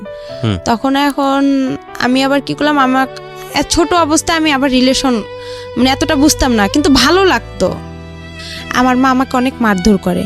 আর আমি যে টেকনিক্যালে আপনার সকাল আমার 8টা বাজে মানে ক্লাস শুরু হইতো, আমি সকালবেলা উঠতাম, উঠে আপনার আরবি পড়তে যাইতাম, মুক্তব বলে, মুক্তবে যাইতাম। ওখান থেকে এসে আবার বাসায় প্লেট টেলেট ঘরটা ঝাড়ু দিতাম, আবার গোবর যে উঠায় আমাদের গরু ছিল গোয়াল ঘর, এগুলো পরিষ্কার করতে হ্যাঁ এগুলো সম্পূর্ণ কাজ করতাম। করে ভাত পাইলে পাইতাম, না পাইলে এভাবে আমি অনাহারে চলে যাইতাম। আর আসতাম 1টা বাজে। 1টা বাজে আসে আমি আবার কি করতাম, উঠান ঝাড়ু দিতাম, সব কাজকর্ম করে তারপরে একটু ভাত খাইতাম। খাইয়া যদি একটু বিশ্রাম নিতাম, মা চিল্লাচিল্লি করতো, অনেক গালাগালি করতো খারাপ ভাষা করে। ওকে। পরে বলতো যে, আর ওই ছেলের সাথে আমাকে যখনই একটু দেখতো তখনই আমার মা মনে করতো যে আমি কি না কি করে ফেলছি। আইসা আমাকে মনে করেন হাতে যদি পাশুন থাকতো পাশুন দিয়ে মারতো, লাঠি পাইতো লাঠি দিয়ে মারতো। খুবই অশান্তি শুরু করতো আমার ওই মা। ওকে। আর আমি ভালো ঠিকভাবেও আমার মা আর বাবার কাছে আমি এমন কিছু পাইনি যে তারা আমাকে আদর দিছে, ভালোবাসা দিছে, মানে এতটুকু পাইনি। আমি যে মার যে মা, আমি ওনার কাছ থেকে সবসময় একটা জিনিস চাইতাম যে উনি যখন ওনার সন্তানকে ভাত উঠায় খাওয়াইতো ভাইয়া, তখন আমার খুব ইচ্ছা করতো যে আমাকেও মা ভাত উঠায় খাওয়াবে। আমি তখন বলতাম যে আমারও একটু খাওয়ান। সে ঘৃণা করতো, আমার মুখ থেকে ভাতটা পড়বে বা তার ছেলেরে খাওয়াবে, সে চাইতো না। আর যখন ওই ছেলেটার সঙ্গে আমাকে দেখতো তখনই খুব মারধর করতো। আমার ওই ছেলেটার মাও আমাকে অনেক বকাবকি করতো। আর আমি পারতাম না যে, আমি আবার চিন্তা করতাম যে ছেলেটাকে বিয়ে করলে হয়তো বা, আমি এতটুকু বুঝতাম না যে ছেলেটার সাথে আমি কথা বললে হয়তো বা মান সম্মান শেষ হবে বা এগুলো কিছুই বুঝতাম না। কিন্তু ভালো লাগতো এটাই। হ্যাঁ, জাস্ট ভালো লাগতো, কিন্তু এরা কেউ বুঝতো না। এরাই এটা নিয়ে সবসময় বাড়াবাড়ি করতো। আর আমার মা বাবা কোথাও যাইতো, আমার ঘরে তালা মারিয়া যাইতো। আর আমি সব কাজ করছি সৎ মায়ের, আমার এমন কোনো ভুল ছিল না। সে আমাকে শাসন করছে ঠিক আছে, কিন্তু এরকম করে শাসনটা আসলে তার ঠিক হয়নি। সে আমাকে পারতো, বুঝাই বলতে পারতো, কিন্তু সে মারলে যে আমাকে মারধর করবে আর আমি বুঝবো, এটা কিন্তু ঠিক না। বন্ধ হওয়ার পরে আমি আমার ওখানে টেকনিক্যালে আমার 3 মাস হওয়ার পরে আমি কাজটা আমার রানিং হয়ে যায় ওখানে। কাজ রানিং হওয়ার পরে আমার মামি হচ্ছে বলতো যে, এরকম এক মামি বলতো যে তুই তো অনেক বড় হয়ে গেছিস। তখন একটা ফোন কিনলাম আমি চুরি করে। ওই আলামিনের বোন ছিল ফেন্সি, ও আবার হচ্ছে অনার্সে পড়তো কারমাইকেলে। পড়ার পরে ওই আপুর সাথে আবার আমার বেশি একটু ভালো সম্পর্ক ছিল। ও কিছু করলে আমাকে এসে বলতো, কোথাও গেলে আমাকে নিয়ে যেত, মানে আমার খুবই ভালোবাসতো, আদর করতো ওই মামিরা, আলামিনের বাবা মা, ওর বোন। ওখানেই বেশিরভাগ খাওয়া দাওয়া হইতো। তারপরে এভাবে আমাকে ওই মামি আবার বলতেছে, ফোন কিনলাম, কেনার পরে ওই ফেন্সি আপুর সিমটা আমার কাছে ছিল, ওই সিমে আবার ছিল ওর আলামিনের নাম্বার। আচ্ছা। তখন আবার কি করলাম, ওর সঙ্গে আমি কথা বললাম। কথা বলার পরে 2-1 দিন কথা বললাম, বলার পরে আমার ওই মামি আবার বলতেছে যে তুই আলামিনের সাথে রিলেশন করতে পারিস, সম্পর্ক করতে পারিস। আলামিন দেখতে শুনতেও ভালো, ছেলেটা চাকরি করে কাজী ফার্মে। ও কিন্তু ওই ইউসেফ টেকনিক্যাল থেকে ওয়েল্ডিং এ কাজ শিখে ও কাজী ফার্মে গেছে তেঁতুলিয়ায়। তা আমার মামি এখন আমাকে বুদ্ধি দিতেছে যে তুই ওই ছেলেটার সাথে দেখ সম্পর্ক করতে পারিস নাকি, আলামিন ভালো, ও চাকরি করে, তুইও তো চাকরি করবি, তুইও তো ইউসেফে কাজ শিখতেছিস। আমি আবার চাকরিতে যাব, আপনার ছাড়েরা চাকরিতে দিবে, আমার বাসা থেকে কেউ আমাকে চাকরিতে যাইতে দিবে না, আমার সৎমা যাইতে দিবে না, বিয়ে দিয়ে দিবে আমার। বলতেছে বাহিরে মানুষ যাওয়া ভালো না। ও এখানে আরেকটা কথা আছে, আমি যখন টেকনিক্যালে ভর্তি হইলাম ভাইয়া, তখন হচ্ছে আমার যে মুরগি দুইটা ছিল বলছিলাম, ওই মুরগি দুইটা যে বিক্রি করে আমি মনে করেন এগুলো কাস্ট সার্টিফিকেট, জন্ম নিবন্ধন এগুলো জোগাড় করে যে দিলাম, তখনও আমার ওই সৎ মামিরা বলছিল যে হচ্ছে ও তো ওখানে গেলে একদম খারাপ মেয়ে হয়ে যাবে, ও যে খারাপ, গ্রামে কত ছেলের সাথে সম্পর্ক করে, আর ওখানে গেলে তো অনেক খারাপ হয়ে যাবে। তা আমি তাদেরকে বলছি যে আমি ওখানে গেলে কিছুই করব না, কেন আমি মনে মনে তো আলামিনের সঙ্গে কথা বলি, তখন আর আমি ওখানে কারোর সাথে সম্পর্ক করব। পরে আমার বাসা থেকে কিন্তু যাইতে দিবে না, টেকনিক্যালে কেউ ভর্তি হইতে দিবে না। আমার মাকে এ আইসা ও আইসা সবাই কানাকানি করে, আর আমার মা আমাকে অনেক মারধর করতো।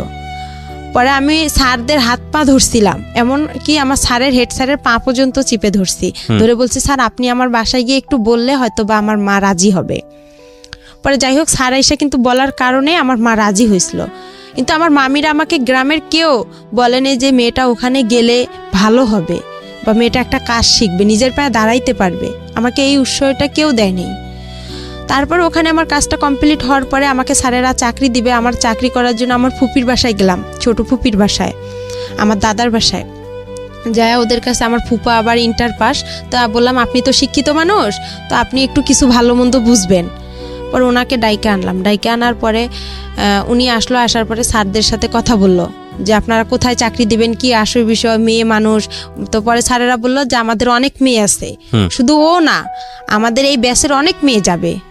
আচ্ছা, ও ভালো জানে, কেন ও তো এতদিন পড়ছে, আর আমাদের এটা এমন খারাপ কোনো প্রতিষ্ঠান না, এটা আমাদের একটা সংস্থান থেকে এটা হয়েছে, আপনি চাইলে যাচাই করতে পারেন। আর পরে এখন স্যার বলতেছে দেখেন ওর তো সৎমা, আমার সৎমাও কিন্তু ওই আমার টেকনিক্যালে গেছে। ওখানে যাওয়ার পরে যাই হোক, পরে মাই কথাটা শুনতে পারছে। মা যখন শুনছে যে সৎমা বলছে আমার ফুপা যে ওর সৎমায় ওকে একটা ভালো কাজ দিন, আমার এই সৎমাই কথাটা শুনে আরো তার অবস্থা খারাপ হয়ে গেল। এভাবে আমি গাজীপুরে চাকরিতে আসলাম, গাজীপুরের নতুন বাজার, ওখানে আমি গার্মেন্টসে চাকরিতে আসলাম। আসার পরে আলামিনের সাথে আমার কথা হয়, কথা হওয়ার পরে এভাবেই আমার প্রায় অনেক বছর গার্মেন্টসে আমি 2 থেকে 3 মাস চাকরি করার পরে আমার ভালো লাগে না, সব মেয়েরা পালায় পালায় চলে যাচ্ছে, আমার সাথে যে মেয়েরা গেছে। আবার কিছু মেয়ে দেখতেছি আমার সাথে যারা ওখানে আছে, তারা একটা মেয়ের দুর্ঘটনা ঘটছে, আমি ওই দুর্ঘটনা দেখে আরো বেশি ভয় পাইছি যে আমারও না কি হয়ে যায়। পরে আলামিনকে বললাম যে এরকম অবস্থা, তো কইতেছে তুই চলে আয়, গার্মেন্টসে ভালো মেয়েরা যায় নাকি। পরে আমি ওখানে ঈদে ছুটি পাইলাম, ছুটি পেয়ে আমি কি করলাম, আমার যা জিনিসপত্র ছিল আমি সবগুলো নিয়ে চলে আসলাম। আসার পরে আবার আমি ইউসুফে গেলাম, ইউসুফে যাওয়ার পরে স্যারকে বললাম যে স্যার আমার তো ওখানে ভালো লাগতেছে না, আপনি আমাকে আবার একটা চাকরি দেন, আমি বাসায় কি করবো, নাহলে আমার বাসায় বিয়ে দিয়ে দিবে। পরে আলামিনও ছুটিতে আসলো, আসার পরে স্যার কি বলতেছে একটা মেয়ে আছে সেলিনা নাম, ওর সাথে তুমি কন্ট্যাক্ট করো, কন্ট্যাক্ট করলে দেখো একটা চাকরি পাইতে পারো। ও নারায়ণগঞ্জে ডাচ বাংলা প্যাক লিমিটেডে চাকরি করে, ওখানে ভালো ব্যাগের কোম্পানি, ওখানে যাও। পরে ওই মেয়েটার সাথে আমি যোগাযোগ করলাম, করার পরে মেয়েটা আমাকে নিয়ে গেল, আমি বলতেছি আপু আমাকে নিয়ে যাও। পরে আমার বাবা কি করলো, ওই মেয়েটা আমি ও ফের আরেকটা ওর বোনকে নিল, নেওয়ার পরে 3 জনে আমি চলে আসলাম নারায়ণগঞ্জে আসার পরে ওখানে আমার কয়েকটা দিন ডিউটি করলাম, 1 সপ্তাহ ডে 1 সপ্তাহ নাইট। ওখানেও আমার খুব তখন এইভাবে আর কি মনে করেন ওখানেও যে ডিউটি করলাম, করার পরে এখন আমার বাসা থেকে আমার ফোন গেল, যাওয়ার পরে আমি ফোন গেল, আমার আলামিন ফোন দিল, দিয়ে বলতেছে তোর বাবা মা সারাসারি হয়ে গেছে। আচ্ছা, আমি শুনে অবাক হয়ে গেছি, আমি খুব মানে ভেঙে পড়ছি। ভেঙে পড়ার পর আমাকে ওই আপু সেলিনা আপু বলতেছে যে তোমার কি হয়েছে একা। তো আমি বলতেছি আপু এরকম বিষয়, আমি এখন কোথায় যাব। আমি তাকে সব পুরো ঘটনাগুলো বললাম, তার সেও কষ্ট পাইতেছে, বলছে আচ্ছা তুমি কোনো টেনশন করো না, আমার বাসা আছে, তুমি এখানে চাকরি করতে থাকো। পরে আমি এই টেনশনে আর চাকরি করতে পারি না। আর আলামিনের সঙ্গে আমি দিন রাত কথা বলি, মানে রাতের 8টা বাজে যদি ওর সাথে আমি কথা ধরি, আপনার দেখা যায় যে আমি ভোর 6টা পর্যন্ত ওর সাথে কথা বলতাম। আর কিন্তু ডিউটিতে যাইতে পারতাম না, পালায় থাকতাম, আমি ডিউটি করতে পারতাম না। আবার ওই হোটেলের যে খাবার আমাদেরকে কোয়ার্টার দিছিল, মেসের আন্টিদের খাবার আমি খাইতে পারতাম না। বাহির থেকে যে খাবার কিনে আনবো, আয়না ঘরে রাখতাম, রান্না করতে পারতাম না, সিরিয়াল দেওয়া লাগতো। যাই হোক এভাবে করে আমার ওখানে 1টা বছর চলে গেল, কিন্তু ওখানে আমি কারোর সঙ্গে রিলেশন করলাম না। আমাকে অনেক ছেলে প্রপোজ করলো যে তুমি বিয়ে করো, বা স্যারেরাও খুব হেল্প করছিল যে আমরাই তোমাকে বিয়ে দিব। পরে আমি বলছি না আমার বিয়ে হয়ে গেছে, আমি মিথ্যা কথা বলছি যে আমার বিয়ে হয়ে গেছে এরকম। ওই ছেলে এখানে ও টেকনিক্যাল থেকে পাশ করে ওয়েল্ডিং থেকে আপনার কাজী ফার্মেও চাকরি করে, আমি সম্ভব না। পরে আমি এভাবে ডিউটি করতে পারি না। পরে আলামিনের সঙ্গে কিন্তু আমার মানে চুপে চাপে দেখা হয়। ও আসে রংপুরে, আমিও রংপুরে যাই আমার বান্ধবীর বাসায়, ওখান থেকে ওর সঙ্গে দেখা হয়। এভাবে দেখা হওয়ার পরেই ওর সঙ্গে আমার প্রায় 2-3 বছর চলে গেল। 2-3 বছর চলে যাওয়ার পর ওকে আমি বললাম যে আমাকে বিয়ে করো। পাশে আবার ওখানে থাকতে থাকতেই পাশের রুম লাবণী আপু আছে, লাবণী আপুর সাথে আমার খুব পরিচিত, উনি আবার রোকেয়া ভার্সিটিতে পড়ে। পরে আপুকে সব কথা বললাম। পরে আপু বলতেছে ওই ছেলে তোমাকে কখনোই বিয়ে করবে না, ও একটা ফালতু ছেলে, তুমি এসব বাদ দাও। পরে আমার কাছে একটা টাচ ফোন ছিল, ওই ফোনে ওর সাথে কথা হয়। পরে কিছুদিন ওর সাথে আমি কথা বন্ধ রাখি। ও আমাকে লাস্ট টাকা দিয়ে গেছে মেসের ভাড়া, দিয়েও আমার আর ফোন ধরে না। ওকে বলছিলাম যে তুমি আসো রাজবাড়িতে, আমি দেখা করব, আমার ভালো লাগতেছে না, আর একা একা থাকি, আরও খারাপ লাগে। সব আপুরা চলে যায়, আমি মেসে একাই থাকতাম ভাইয়া। পরে ওকে ডাকলাম, ও আসে না, ও ফোন বন্ধ করে রাখছে। পরে ওর খালাতো বোনের কথা বলে, দেখছো মরিয়ম অনেক ভালো, আমার ভাত উঠায় খাওয়ায়, এটা খাওয়ায় ওটা খাওয়ায় অনেক। পরে এইভাবেই ওর সাথে ওর বন্ধুকে বলা হয় সব কথা, যে ও এরকম করতেছে কেন, ও আমার সাথে কেউ আমাকে বিয়ে করবে কি করবে না। এর ভিতরে আমি কাজী অফিসেও গেছিলাম যে বিয়ের খরচ কত টাকা লাগবে বা কি বিষয়। তারপরে ও আমার ফোন বন্ধ করে রাখছিল, ওর সিমটা একদম বন্ধ করে রাখছিল বা চেঞ্জ করছিল। এরপরে ওর কথা হয় না। পরে লাবণী আপু কী করলো, ওখান থেকে আমাকে আরেকটা মেসে দিল। ওই মেসের সিট ভাড়া বেশি। পরে বলতেছে তুমি এই মেসের সিট ভাড়া কম আছে, ওখানে যা 2-1 মাস থাইকা পরে চাকরি একটা খুঁজা, যে কোনো একটা দেখা যায় পার্লারের কাজ পাইলে তোমার আর কোনো সমস্যা নেই। পরে মেসে গেলাম, ওই মেসেও আর আমাকে নিচ্ছে না, বলতেছে তোমার বাসা কই কি কই। পরে আমি ঠিকানা দিলাম, আমার বাসা নীলফামারী, আমি মডেলে পড়ি। এই ঠিকানা অনুযায়ী আমি ওখানে থাকলাম। থাকার পরে 1 মাসও থাকলাম না। থাকার পরে লাবণী আপুর সাথে আবার কোনো যোগাযোগ করলাম যে আপু দেখেন। পরে পার্লারের কাজের জন্য লাবণী আপু, আমি আর একটা আপু, হাসি আপু ছিল, 3 জনেই ওরা আমার একটা চাকরির জন্য খুব চেষ্টা করলো। পরে সারাদিন হাঁটাহাঁটি করলাম, কোনো পার্লারে নিচ্ছে না আমাকে, আমি কাজ জানি না, আর ছোট মানুষ, বলতেছে ও কি কাজ পাবে, এ বয়সেও কাজ পাবে না। প্রথমে বলছে নিবে, তারপরে বলতেছে যে না নিবে না। পরে এখন আমি যে বলছে নিবে, আমি কি করলাম, তাড়াতাড়ি করে মেসে গেলাম। গিয়ে আমার যে বালিশ খেতা ছিল, কাপড় চোপড় ছিল, আমি ওগুলা নিয়ে রিক্সা নিয়ে তাড়াতাড়ি করে ওনার বাসা রওনা দিলাম। লাবণী আপু বলতেছে আচ্ছা তুমি দ্রুত চলে আসো, যখন না নিবে ওরা তো আর তোমাকে বের করে দিতে পারবে না, ওখানেই থাকবা তুমি। পরে আমি চলে আসলাম, হাফ রাস্তায় আসছি, ওই আপু আমাকে ফোন দিছে, দিয়ে বলতেছে যে না তুমি আইসো না, তোমাকে আমি নিব না, আমার লোক আসছে। পরে আমি বলছি আপু আমি তো বাসায় আপনার এসে গেছি, লালবাগ রেলগেটে ওনার বাসা। পরে আমি ওনার বাসা উঠলাম, ওনার বাবা মা খুব ভালোবাসলো আমাকে, বলতেছে আমাদের মেয়ে নাই, একটা মেয়ে, তুমিও আর একটা মেয়ে, আমাদের 2টা মেয়ে হয়ে গেল এখন। এভাবে বলার পরে ওখানে 2-3 দিন আমি পার্লারে, উনি আমাকে মানে কাস্টমার আসে ওদের, আমি একটু খেয়াল রাখি, কাজ করি, ঝাড়ু টাড়ু দেই। এভাবে যাওয়ার পরে রাতে একদিন আলামিন আমাকে ফোন দেওয়ার পরে বলতেছে তুমি কি মরো নেই? তা আমি বলছি আমি তো বিষ খাইতে ধরছিলাম, আমি মিথ্যা কথা বলছি যে আমি বিষ খাইছিলাম, এরকম অনেক পুলিশ টুলিশ আসছিল, আমি তোমার নাম বলে দিছি ওকে আর কি, এভাবে বলছি। ওই আমার পাশে যে ওই আপুর ফির একটা মেয়ে শুয়েছিল, ও আবার কি অনেক রাতে কথা বলছে, 12টা-1টার দিক দিয়ে, ও এই কথাগুলো সম্পূর্ণ শুনে ফেলে সকালবেলা ওদেরকে বলে দেওয়ার পরে ওরা আমাকে আর রাখবে না বলছে। তখন আমি কি করলাম, লাবণী আপুর কাছে গেলাম। ওরাও ভয় পাইছে যে ওর যেহেতু ওখানে জায়গা হচ্ছে না, ও তো আমাদের কাছেই চলে আসবে। পরে আপুরা আর আমার ফোন ধরে না, আমি মেসে গেলাম, যার পরে বললাম সব কিছু। বলতেছে তুমি বাসায় চলে যাও, তোমার বাসায় চলে যাও। পরে ওখান থেকে আমি বাসায় চলে আসলাম, আমার মার কাছে আসলাম। আমার মার আবার কি করছে, আবার ওরা একসঙ্গে হয়েছে, এর মাঝে যে ছাড়াছাড়ি হয়েছে, হওয়ার পরে তারা আবার একসঙ্গে হয়েছে, আমি কিন্তু জানি না। কিন্তু তাদের সাথে আমার 2-1 দিন কথা হয়েছে। হওয়ার পরে তাদেরকে আমি বললাম যে আমি তো এরকম নারায়ণগঞ্জ থেকে চলে আসছি। প্রথমে জিজ্ঞাসা করে তুমি কতগুলো টাকা ইনকাম করছো, আমার বাবা আর আমার মা জিজ্ঞাসা করে। তো আমি কই আমি তো অসুস্থ ছিলাম, আমি পারিনি ইনকাম করতে। তখন আমার মা কয় আমার ভাইয়ের ছেলের সাথেই তো সারাদিন কথা বলো, তো ইনকাম করবা কই থেকে? তখন আমি বললাম আমি অনেক অসুস্থ, আমি বাসায় যাব। পরে তারা বলতেছে আচ্ছা ঠিক আছে আসো।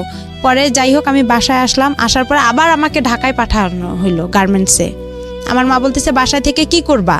পরে ওখানে আমার এক চাচা চাচি আছে, ওনাদের কাছে গেলাম ভাই, আমি যাই ওখানে গার্মেন্টসে ভর্তি হইলাম। গার্মেন্টসে চাকরি পাইলাম না, হ্যাঁ চাকরি পাইনি, না পাওয়ার কারণে অনেক কয়েকদিন ঘুরলাম, আমাকে কোথাও নিচ্ছে না। ওখানেও বলতেছে আমি ছোট। ওখানে আবার কয়েকদিন থাকলাম, থাকার পরে ওখানেও এক ছেলেকে পছন্দ করলাম। যে আলামিন তো আমার সাথে সম্পর্কই করতেছে না। তো ওখানে আর এক ছেলেকে পছন্দ করছিলাম, এটা আমার দাদাবাড়ির এলাকারই, নাম রতন ছিল, ছেলেটা ইন্টার পাস ছিল। ও আর কি বাসা থেকে রাগ করে গার্মেন্টসে কাজের জন্য গেছিল। পরে আমার সাথে দেখা হয়, ওকে আমি আর কি বলি যে আপনাকে আমার খুব ভালো লাগে, আমি আপনার সাথে রিলেশন করতেছি, আমি এইভাবেই ডাইরেক্ট ওনাকে বলছি। তো উনি আবার কি করছে, ওর যে ভাই ছিল, ওর খালাতো ভাই, ওর বাসার আমার বাসা একসঙ্গে, ও আবার আমার বড় আব্বার ছেলে হয়, ওর খালাতো ভাই। পরেও বলছে ও তো আলামিনের সাথে এরকম হয়ে গেছে। পরে রতন বলতেছে না, আপনি যেহেতু আগে রিলেশন করছেন আমার পক্ষে সম্ভব না।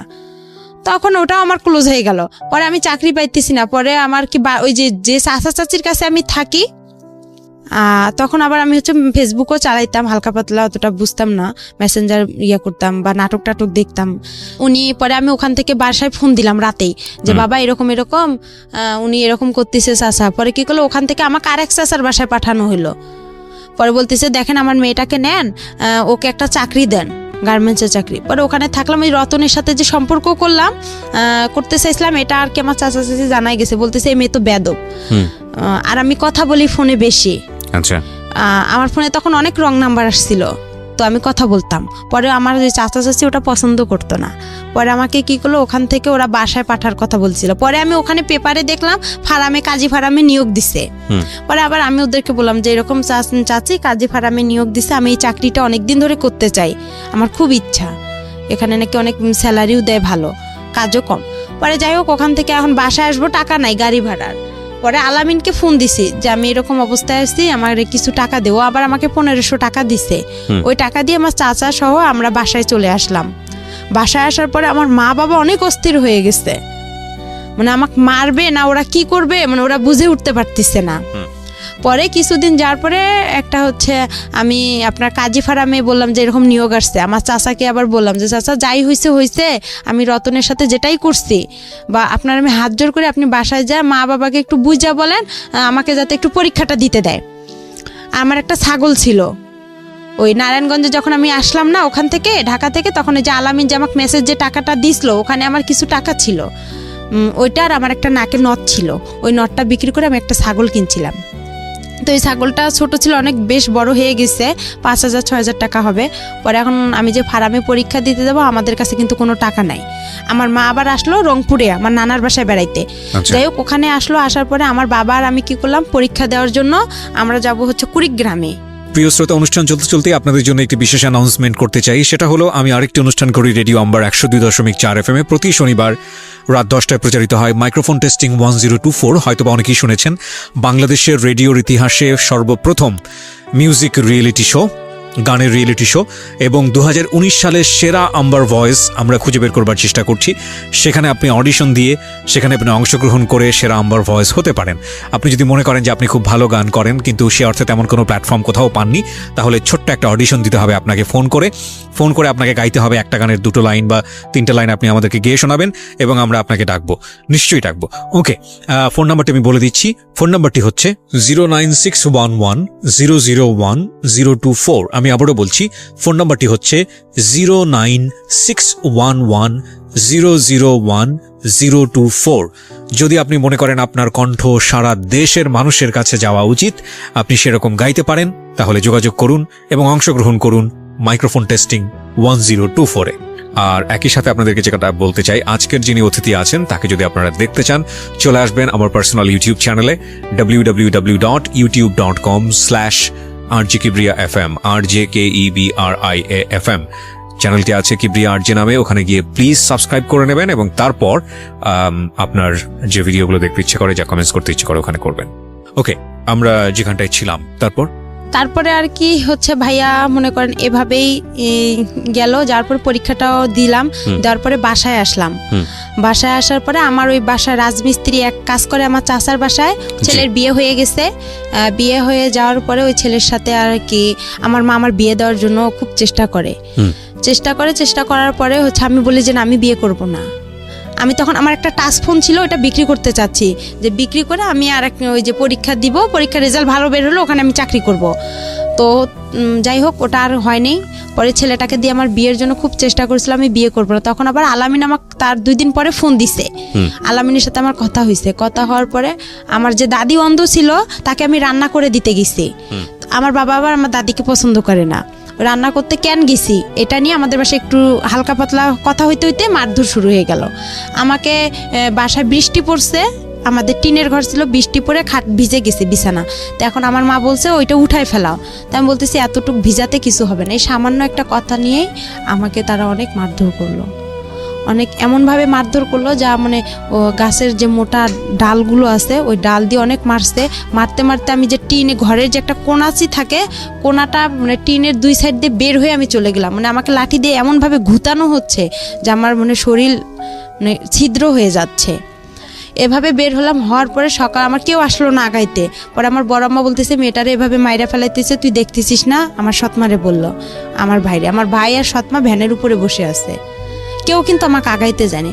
পরে আমার ওই বড় আম্মা এসে দরজা, একরামুল তুই দরজা খোল, মেয়েটারে কি মেরে ফেলবি, এভাবে বলার পরে দরজাটা খুলে দিল। পরে সকাল হয়েছে, হওয়ার পরে আমি আবার কি করছি, আমার মার সাথে আবার সকালে আবার আমার বাবা ঝগড়া লেগে গেছে। লাগার পরে পরে আবার কি করছে আমার বাবা, বলতেছে তুই চলে যা। আমার মা চলে যাবে দাদার বাড়ি, নানার বাসায় ওনার ছেলেকে নিয়ে। তখন আমি বলতেছি আমিও আমার মার কাছে চলে যাব। ওখানে যে আমার আগের ঘর বাড়িগুলো ছিল রংপুরে নানার বাসায়, ওগুলো সব বিক্রি করে চলে আসছে ওরা।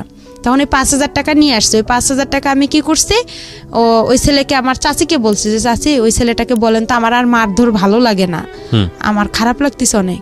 খুব কান্না করছি তার কাছে। করার পরে সে পরে বলতেছে, আমি বলতেছি রানাকে বলেন, ওই যে ছেলে মিস্ত্রি ওর নাম ছিল রানা। পরে আমি বলতেছি রানাকে বলেন আপনি, দেখেন ও আমাকে আমার মার কাছে রেখে আসবে নাকি। কয় কি না, তুমি এই কথা বললে কি সে তোমাকে নিয়ে যাবে, তুমি বলতে হবে যে আমি তোমাকে বিয়ে করলে সে তোমাকে আগায় রেখে আসবে, আর 5,000 টাকা দিয়ে কি হবে। এই কথা বলে আমি বলতেছি আচ্ছা ঠিক আছে, আমার নাকের নটটা আছে এটা আপনার কাছে রাইখেন, এটা আপনি বিক্রি করে নিয়েন। আমি ভাবলাম যে সবারই তো একটু না একটু লোভ আছে। পরে এভাবে সন্ধ্যা লাগছে, আমার সবাই দিক ওদিক হয়েছে, আমি 5,000 টাকা নিছি। আর আমার ব্যাগের কাপড় চোপড় আগে থেকে আমার ওই চাচির ঘরে ছিল, ওই কাপড় চোপড় নিয়ে ছেলেটা আসছে সন্ধ্যার দিক দিয়ে। ছেলেটা আগে থেকে বাহিরে ছিল, ও মানে সাইকেল নিয়ে। পরে ওই ছেলেটা আসছে সন্ধ্যার দিক দিয়ে আমি ছেলেটার সঙ্গে চলে গেছি। ছেলেটা অনেক জোরে মানে ভয় পাচ্ছে। আর আমার আব্বু একটু মানে পুলিশ থানায় করতো, আওয়ামী লীগ করতো। পরে সে কি করছে, আবার খবর পাইছে সঙ্গে সঙ্গে যে আমি বাসা থেকে খোঁজাখুঁজি করছে আমাকে। মা দেখছে এসে টাকাও নাই, আমি তো পালাই আসছি। পরে ছেলেটা অনেক জোরে সাইকেল চালাইতে এক বাসায় এসে বলতেছে একে একটু ভ্যানে উঠাই দেন। পরে আমাকে ওখানে আবার অনেক পুলিশ, গ্যাঞ্জাম হচ্ছে রাস্তায়। ছেলেটা আবার খুব ভয় পাইতো, মানে একটু মূর্খ ছিল, খুব পুলিশ ভয় পেতো।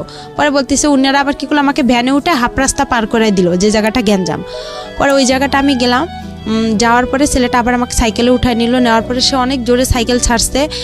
পরে আমি রাস্তায় পড়ে গেছিলাম, গড়তে অনেক দূরে চলে গেছিলাম, মাথায় ব্যথা পেয়েছিলাম, কোমরেও আঘাত পেয়েছিলাম, অ্যাক্সিডেন্ট হয়েছে। হ্যাঁ। পরে হওয়ার পরে সে আমাকে তার মামির বাসায় নিয়ে গেল। নিয়ে যাওয়ার পরে তার মামাতো বোনেরা আমার ব্যাগটা খুলে দেখলো কি আছে।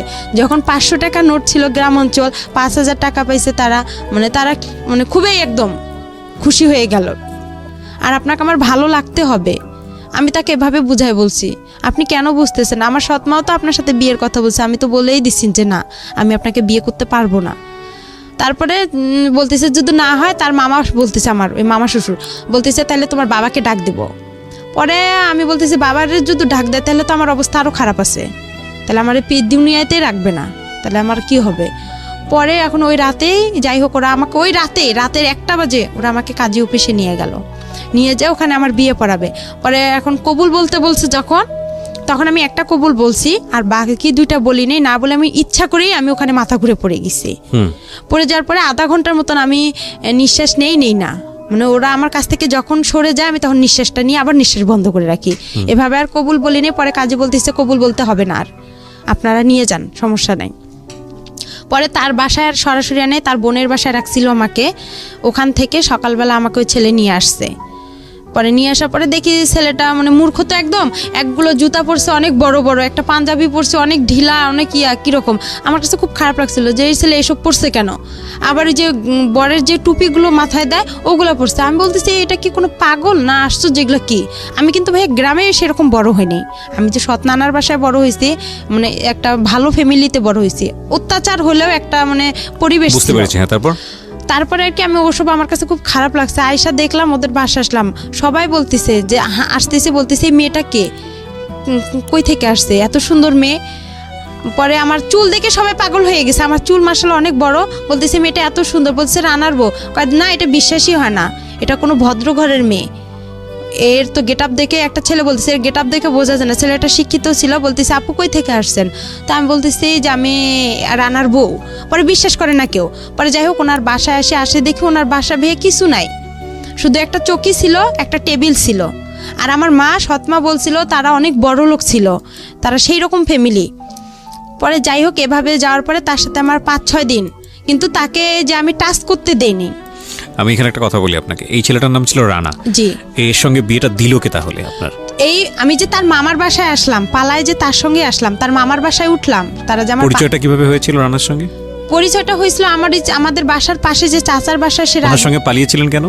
পালিয়েছিলাম ওই যে বাবা যে মারধর করলো আমাকে, হ্যাঁ। মারধর করলো, তখন আমি আর খুব চিন্তা করলাম যে এত মার খাইছি, আমি আমার মার কাছে রানাকে চলে কেন যাবো। বেছে নিলেন? রানাকে কেন বেছে নিলাম, ও একটু হাবা বোবা টাইপের ছিল। আচ্ছা, তো আপনি হাবাগোবা মনে করে ওর হাত ধরেছেন, ও আপনাকে হাবাগোবা বানিয়ে দিয়েছে। যাই হোক তারপরে যাই হোক ওই 5,000 টাকার কারণে ওরা আমাকে এরকম করছে। পরে যাই হোক আমি যখন আসলাম, পরে আসার পরে একটা মহিলা আমাকে জিজ্ঞাসা করতেছে, তুমি কি এটা ইচ্ছা করে বিয়ে করছো না এটাতে কোনো সমস্যা আছে? আমি চুড়ি পরতেছি না, নাকে ফুল পরতেছি না, আমি বলতেছি আমাকে এসব ভালো লাগে না, আমি এসব পরবো না। তখন বলতেছে কেন পরবা না? ওই আমার খালাটা বলতেছে, ওর খালা শাশুড়ি। তো আমি বলতেছি যে আপনাকে একটা সত্যি কথা বলবো? তো বলতেছে বলো। আমি বলতেছি আমার বাসা এখানে, আমি এভাবে আসছি। তখন আমি তার পা চিপে ধরছি, ধরে খুব কান্না করছি ভাইয়া, মানে এতটা পরিমাণের কান্না করছি যে আমাকে আপনারা একটু হেল্প করেন, আমি ওর সঙ্গে থাকবো না। তখন আমার কাছে ফোন টোন কোনো কিছুই ছিল না। আর ওখানে আরেকটা বিষয় যে আমি যখন ওই ছেলেটা আমার ঘরে একা টাচ করতে গেছিল ভাইয়া, আমি বললাম যে আপনি আমাকে টাচ করেন, আপনার সাথে তো আমার বিয়ের কথা না, আপনি তো আমাকে মার কাছে রেখে আসবেন, আপনি কেন এসব করতেছেন? তখন বললো যে আপনার বাবাকে ডাক দিব। পরে তখন আমি কি করলাম, কাজী ফার্মে ফোন দিছিলাম। কাজী ফার্মে ফোন দিয়ে ওখানে এক প্রদীপ নামে ভাইয়া ছিল, ওর কাছে কথা বললাম যে ভাইয়া আমি এরকম সমস্যায় পড়ছি, আপনি কি বলেন? আমি পারবো না, আমি আমার মার কাছে যাবো, নাহলে আলামিনকে একটু বলেন না কষ্ট করে, ও আমাকে এখান থেকে নিয়ে যাক, নাহলে আমাকে বিয়ে করুক। বলতেছে না, ও তোমাকে কখনোই বিয়ে করবে না, তুমি এসব বাদ দিয়ে দাও, ওই ছেলেকেই বিয়ে করো। আমি আপনারা বেশি কিছু করবেন, আমি নারী নির্যাতনের কেস করব। আমি আপনার ছেলেকে বিয়ে করিনি, আর আপনার ছেলের সঙ্গে আমি থাকবো কিসের জন্য? আমি ভালোবাসি আলামিনকে। তখন ওখানেও আলামিনের সাথে আমার কথা চলে ওই খালা শাশুড়ির মোবাইল থেকে। পরে আলামিন সব কিছুই খালা শাশুড়ির বলে নতুন জীবন শুরু করছে, সংসার করো। 5 দিন তার সাথে আমার খাওয়া দাওয়া হয়, ওর সাথে সেভাবে খাওয়া দাওয়া না। ওর সাথে একটা ঈদ হয়, আমার কুরবানি ঈদ হয়। কুরবানি ঈদে সে আমার কোনো কাপড় চোপড় এনে দেয় না, শুধু আপনার কম দামি একটা জামা, একটা সালোয়ার এনে দেয়, ওইটা দিয়ে আমি ঈদ করার পর আমি বলছি ঈদের পরে ওকে আমি ছেড়ে চলে যাব। আমার খালা শাশুড়িকে বলছি, এই নিয়ে আমার বিচারও বাসায় বসছিল। পরে আমার বাবা মাও মাইনা নিছিল ওই ছেলেকে নিয়ে। আমার বাবা মা বলছিল আচ্ছা ঠিক আছে মেনে নিছি আমরা। পরে বলার পরে কয়েকদিন পরে ঝগড়া লাগার পরে আমার বাবার বাসা থেকে লোক আসলো, গ্রাম থেকে লোক আসলো। পরে এখন আমার বাবা আমার সাথে কথা বলে, কয় কি ওকে এখনই ছাড়ার দরকার নাই, ওই কাবিননামা কত করছে? আমি বলি কাবিননামা 1 লক্ষ টাকা করছে। কয় ওই 1 লক্ষ টাকা আমরা ওর কাছ থেকে নিয়ে তোকে নিয়ে আসবো। আমার বাবা এবার একটু লুভি টাইপের। সে যখন ওই কথা বলল তখন আমি আবার কি করলাম, বলতেছি না, আমি মনে মনে চিন্তা করলাম যে আমার বাবার এই কথা শুনলে আমার এই জীবনটা নষ্ট হয়ে যাবে। পরে আমি খালা শাশুড়ি কাজ ছেলেটাকে ভয় দেখাইলাম যে আমি নারী নির্যাতনে কেস করবো, নাহলে আমি ফাঁসি নোটকে মরে যাবো এখানে, আপনি আমাকে ছেড়ে দেন, নাহলে আমি আপনাকে ছেড়ে দিব। তো পরে বলতেছে না, আপনি আমাকে ছেড়ে দেন, আমি আপনাকে ছেড়ে দিতে পারবো না, কেন আপনার বাবা থানা পুলিশ করে, পরে আমার একটা সমস্যা করবে, এগুলোকে করবে, আমার পক্ষে সম্ভব না, এভাবে বলতেছে। পরে যাই হোক বলার পরে আমি কি করলাম, একদিন 2-3 দিন পরে বিচার সালিশ হয়ে গেল। হওয়ার পরে চুপ করে আমার খালা শাশুড়িকে বলছি যে আমি ওকে সাইরা দিতে যাব কুরবানি ঈদের 2-3 দিন পরে বলার পরে ওই ছেলেটাকে নিয়ে আমি রংপুরে আসলাম কোর্টে আসার পরে ওকে আমি ওখান থেকে কোর্ট তালাক করছি। পরে ওখানে উকিল বলতেছে এই বিয়ে দিছে কে? এই বিয়ে যে দিছে তার আগে জেল হওয়ার দরকার। পরে ওখানেও আমি খুব কান্নাকাটি করি তাদের কাছে। কান্নাকাটি করার পরে ছেলেটা আবার কি করলো, আমার যে 5,000 টাকা ওরা নিছিল, আমি বলছি আমি তো আপনাকে সাইরা দিতে গেলে আমার তো টাকা লাগবে, কিন্তু আপনি আমাকে ফুল টাকা 5,000 দিবেন, আমি ওই টাকা নিয়ে আমার যেখানে মন চাই আমি সেখানে চলে যাব। তখন তো আর আমার বাবা আপনার কিছু করতে পারবে না। পরে ওখানে ওকে আমি কোর্ট তালাক করে আমি কি করলাম, আমার মার বাসা আমি এতটুকু জানি, আপনার বগুড়া দুপচাচি আসলাম ঠিকানা খুঁজতে আইসা বললাম আমার মার নাম বলছি রোকেয়া। আর রোকেয়া বলার পরে তখন আসল মা? হ্যাঁ, আসল মার কাছে আসলাম। কত বছর বয়সে? তখন আমার বয়স হবে হয়তো 8-এ। এইতে পড়েন আপনি, ওই সময়ের বয়স মানে 14 থেকে 15 বছর বয়স। হ্যাঁ এই জীবনের প্রথম আসল মাকে দেখতে যাচ্ছেন। হ্যাঁ। ওকে, তারপর? মার কাছে আসলাম, ওখানে খুঁজতে খুঁজতে আসার পরে মাকে এসে সবকিছু বললাম যে আমার এরকম একটা বিয়ে হয়ে গেছে, এরকম এরকম। আমার মা আবার আমার বাবাকে ভয় পাচ্ছে, আমার মা আবার বাবাকে ভয় পাচ্ছে অনেক। ভয় পাওয়ার কারণে পরে আর কি যাই হোক ভয় পাইতেছে। পরে আমি বলতেছি কিছু হবে না, কোনো ভয় পাচ্ছে সমস্যা কেন? না। ভয় পাচ্ছে আমার বাবা থানা পুলিশ করে, হুম। সে যদি আবার কেস করে আমার মার উপর। আর আমার আপনার মা, মার উপর কেস করেছিল আপনার বাবা? হ্যাঁ, কিসের কেস? এর আগে কেস করছিল, এটা আমি মাঝখানে বলতে পারিনি কিসের ভাইয়া। কেস? কেস করছিল এর আগে, আমার ছোটবেলা আমার মা আমাকে নিয়ে আসছিল, ও সেই কারণে কেস করেছিল? কেস করছিল। আপনার মা এই জন্য ভয় পাচ্ছে যে তুমি আবার আসলা, এই কারণে আবার কেস টেস না হ্যাঁ, করলে। আবার কেস টেস করে, আমি এসব জড়াইতেছে না। আর আমার মা তখন আবার বিয়ে করতে চাচ্ছে। আপনি যখন গেছেন তখন বিয়ে করতে চাচ্ছে? হ্যাঁ, আমার মা আবার বিয়ে করতে চাচ্ছে। ওকে, তারপর? বিয়ে করতে চাচ্ছে। একটা জিনিস খেয়াল রাখবেন, একটা কথা আছে না যে ওই গানটার মতো জলে ভাসা পদ্ম আমি, ঠিক জলে ভাসা পদ্মের মতো গল্পটা আসলে। একটা মেয়ে যদি ফ্যামিলি না থাকে তার, তাহলে সে কিভাবে কোথায় কোথায় যায়, এবং ভাসতে ভাসতে তার কোথাও ওঠাই হচ্ছে না, না নিজের বাবার কাছে, না সৎ মায়ের কাছে, না নিজের মায়ের কাছে। এবং পরিবার তো নাই, সমাজ তো আরও অনেক জটিল একটা জায়গা। এগুলো আসলে নতুন না জীবন গল্প, এটা বহুবার এসছে, বিভিন্ন অ্যাঙ্গেল থেকে এসছে। সমাজের বিভিন্ন শ্রেণীর মানুষের গল্প বিভিন্নভাবে উঠে আসে, কিন্তু একটা মেয়ে নির্যাতিত হলে সে যে ক্লাসেই বসবাস করুক না কেন, তার গল্পটা আসলে সেম। বলেন তারপর? তারপরে যাই হোক ওখানে আসলাম, মা সবাই আমাকে ভয় পাচ্ছে, তো বড় হয়ে গেছি, টাকা পয়সা অনেক লাগবে, অনেক কিছু বিষয় আছে এখানে। ওখানে পাঠাই দিল, দেওয়ার পরে ওখানে মামির কাছে আসলাম। আসার পরে মামির ওখানে আসলাম, মামিও মনে করেন চাকরি করে গার্মেন্টসের। আর ওই মামির মেয়ে, ছোট মেয়ে আছে, উনি আবার হচ্ছে ডাক্তারি চাকরি করে, কিন্তু ওরা একটু লুবি টাইপের। আমার মা আবার রিং দিছিল আমার কানের। আমি যখন আমার নিজের মার কাছে গেলাম ভাইয়া, তখন আমার মা রিং, নুপুর দিছিল, একটা আংটি, চেন, মানে আর কি জিনিস, স্বর্ণের জিনিস দিছিল। তখন এগুলো আর কি করলো, আমার মামি বিক্রি করলো। আমি তো গার্মেন্টসে চাকরি পাইতেছি না, তখন চাকরি হচ্ছে না। পরে কি করলো, আমার সাথে খুব ঝগড়াঝাটি হয়ে গেল, খুব অশান্তি শুরু হইলো। অশান্তি হওয়ার পরে আমার মামাতো বোনটার কাছে গেলাম। আমার মামাতো বোনের বিয়ে হয়েছে আবার ওখানেই, ওনার মেয়ের। পরে ওনার কাছে গেলাম, যার পর ওনার শ্বশুর শাশুড়ি আমার খুব ভালোবাসলো, অনেক আদর টাদর করে। থাকার পরে ওখানে দেখা যায় 1 মাস থাকলাম। থাকার পর আমার চাকরি হচ্ছে না, মামি কি খাওয়ায় না খাওয়ায়, এই এক কথায় দুই কথা, তার সাথে আমার খুব অশান্তি শুরু হয়ে গেল। আর একটা জিনিস, আমার মামা আসতো, আমার মামার আবার ছিল 2টা বউ, বড় বউ ছিল, উনি আবার ছোট বউ, আমি ছোট বউয়ের কাছে ছিলাম। ওখানে আসতো, তো আমি যে ভাগ্নি, তারা যে একটা ফিজিক্যাল রিলেশন হইতো, এটা আমার খুব খারাপ লাগতো। আমি তো তাদের মেয়ের বয়সের, আমার সামনে করতো, আমি তো বুঝতাম, হালকা পাতলা বুঝতাম, কিন্তু তারা বুঝতো না যে আমি তার ভাগ্নি বা তার ননদের মেয়ে। এগুলো আমি কি করতাম, আশেপাশে যে ভাড়াইটা ছিল তাদের কাছে বলতাম। তারা আবার কি করতো, অনেকে ভালো ছিল, অনেকে খারাপ ছিল। এইটা নিয়ে আবার আমার মামির সাথে ঝগড়া হইতো। হওয়ার পরে 1 কথায় 2 কথা আমার মামি আমাকে বলছে তুই চলে যা। তখন আমি চিন্তা করছি আমি কই চলে যাব।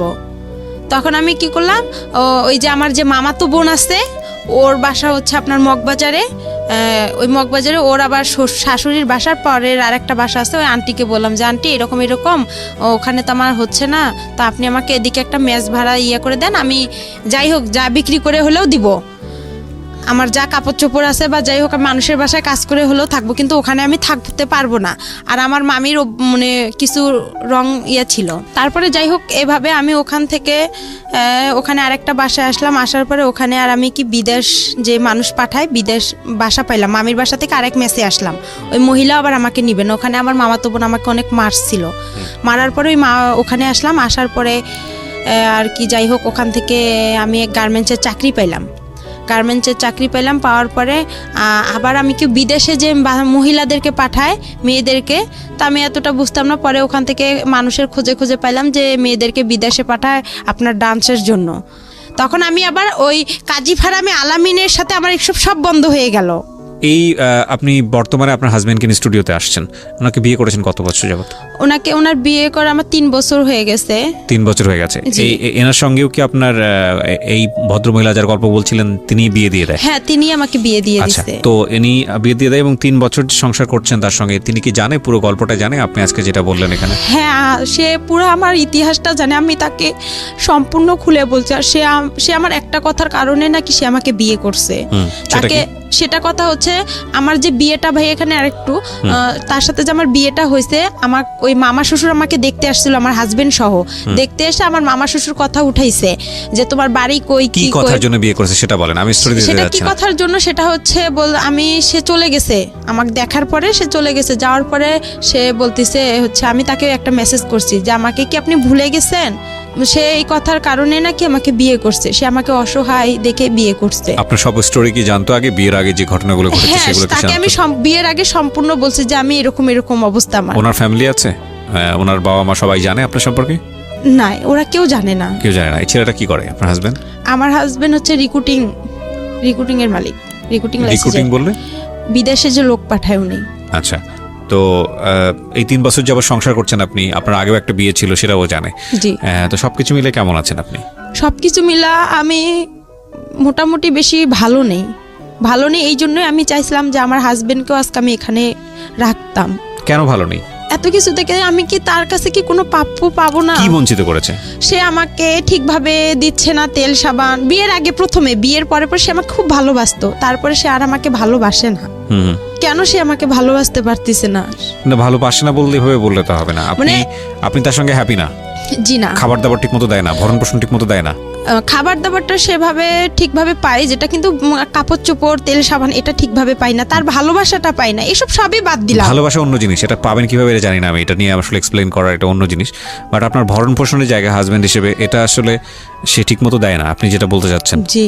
এটা সে অন্য মেয়েদের সাথে কথা বলে, কেন সে এসব করে, কিসের জন্য করে, কেন? এটা অন্য ডাইমেনশন। আমি এই জায়গাটায় নাই বাজাই, আমি বরং আপনার হাজবেন্ড এতটুকু শুনলে হয়তো সে মন খারাপ করবে, তার সেই জায়গাটা থেকে আমি বরং এটা বলবো যে এগুলো না বলাটাই ভালো পাবলিকলি, কারণ যেহেতু আপনি এক্সিস্টিং তার সঙ্গে আছেন, এই বিষয়গুলো আপনাদের নিজেদের মধ্যে মিটিগেট করে ফেলাটা না। আমি এখানে আরেকটা কথা বলতে চাই যে আমি যেরকম আমি তো ভাইয়া সম্পূর্ণ কথা, আমি যেরকম আজকে পরিস্থিতিতে আসি, আমি শুধু একটা কথাই বলতে চাই যে আমি যে ভুলগুলো করছি, এই ভুলগুলো যাতে। ভুল কি এখানে?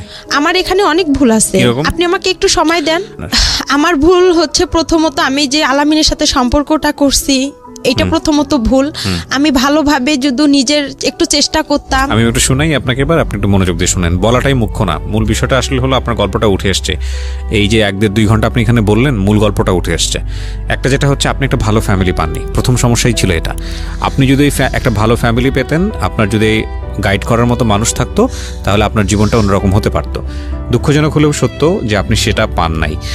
এরপরে এই যে অল্প বয়সে যে প্রেমের সম্পর্কে জড়িয়ে যাওয়া, বা একটা ছেলের সঙ্গে আপনি ঘর থেকে বের হলেন আসল মায়ের কাছে ফেরার জন্যে, এবং সেই আসল মাই আসল মায়ের ইন্টারেস্টিং দেখেন, ও সৎ মায়ের কাছে দিন যাবত থাকলো, কখনো সৎ মায়ের কাছে থাকতে পারলো না, বাবার কাছে গেল, বাবার কাছে গিয়েও সেখানেও থাকতে পারলো না, আবার সৎ মায়ের কাছে আসলো, সৎ মায়ের কাছেও থাকতে পারলো না। তখন মনে হলো যে না, আসল মায়ের কাছে ফিরে যাব, সেই জন্য সে একটা ছেলের হাত ধরে আসল মায়ের কাছে আসতে চাইলো। ওই ছেলে আবার তাকে ট্র্যাপে ফেলে বিয়ে করে ফেলে তারপরে শেষ পর্যন্ত ওখান থেকে সে ছাড়া পেয়ে সে তারপরে গেল হলো আসল মায়ের কাছে। আসল মায়ের কাছে যাওয়ার পরে সেখানেও সে থাকতে পারলো না, দেখলো যে আসল মা তাকে রাখবে না, কেসের ভয়। সেই মানুষের সঙ্গে পরিচয় হওয়ার পরে সে আলটিমেটলি হলো একজনকে বিয়ে করলো। আপনার হাজবেন্ডকে আমি অবশ্যই ধন্যবাদ জানাবো যে এত কিছু জানার পরে সে আপনাকে রিসিভ করেছে। 8-10টা ছেলের মতো সে না, সেই জায়গাটা থেকে সে প্রশংসা পাওয়ার যোগ্য। ঠিক আছে, ওনার জীবনে ভয়ঙ্কর রকমভাবে কষ্ট আছে, এটা অস্বীকার করার কোনো উপায় নাই।